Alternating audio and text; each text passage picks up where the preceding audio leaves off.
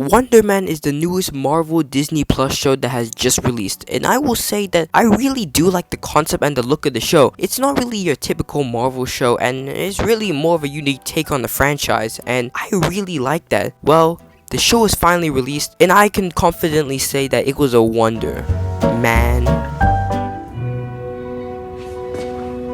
Say that again?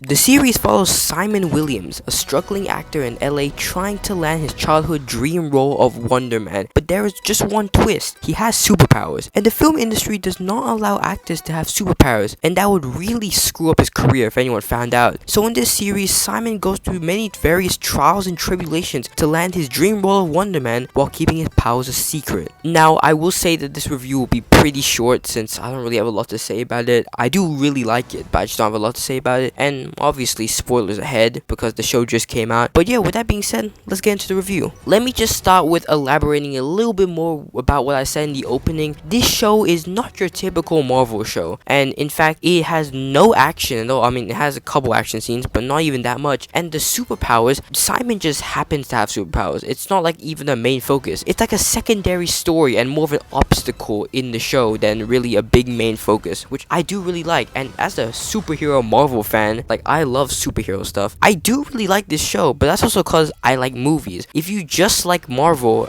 and like you're not interested in like movies or like filmmaking or like watching movies, you're probably not gonna like this show as much. And this show is really hard to recommend to people, but Marvel fans and cinephiles are really gonna love this, and I'm two of those, so I really love this show. But I do want to talk more about this show, so let's keep going. I think one of the main highlights is definitely Simon and Trevor's relationship, more like bromance, honestly. Because, I mean, Trevor is more like a mentor to Simon, if anything. And I mean, I know Trevor was just kind of setting him up, but their connection does feel kind of real in this show. Like, I mean, even Simon fell for it, so like, yeah, that's pretty cool. And I do like the things they go through throughout the show, even though like they're two completely different people while still trying to land the role as actors. I do really like what they have to go through, and in the end, when Trevor has to disguise as the Mandarin again and get arrested so Simon could become Wonder Man, is really a heartfelt ending to the show, if anything. But even though he does break out like 20 minutes after. And now let me be honest,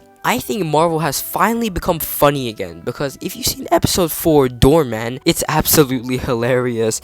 Like, you have Doorman, this regular guy who ends up having superpowers where he can basically just spawn portals into his stomach, befriends Josh Gad, and basically kills him on accident. So I mean, you probably already seen him, but I'm just gonna say it again. Josh Gad is filming a movie where Doorman is a stuntman in the movie, basically, and then when Josh Gad has to go through his stomach, he doesn't come out. He's trapped in practically the void forever, and that is hilarious. So canonically, Josh Gad is dead in the Marvel universe. That's funny. But speaking about Josh Gad and celebrities, this show does actually reference a lot of celebrities. Like, Paul Thomas Anderson exists, Christopher Nolan exists, Leonardo DiCaprio exists. So this is basically just the MCU Hollywood. Another positive I have for the show is that it's not connected like specifically to any Marvel project in the past. Like, Iron Man 3's Mandarin is in here, Trevor is Mandarin, but yeah, you don't even need to watch Iron Man 3. They kind of explain it to you, but yeah, they do reference things. Like, Captain America does exist, but it's not like a connected show. You don't even need to watch it to understand the MCU, but it's still a pretty fun watch, and I'd recommend it anyways. But yeah, this is not supposed to set up anything. Like, I don't even know if Simon will return in Doomsday. I don't think he will. The acting in the show is really solid. Like, Yaha Madub Mateen II, I hope I pronounced his name right, because his name is so long, like, no offense. But yeah, he is actually a really good actor. Like, not just acting in the show, at even pretending to be an actor. I mean, he is an actor, but pretending to, you get what I mean. He's really good. Honestly, in my opinion, he's better in this show than in Aquaman. I'm not gonna lie. Like, I love him in Aquaman, but I think he's better in this show.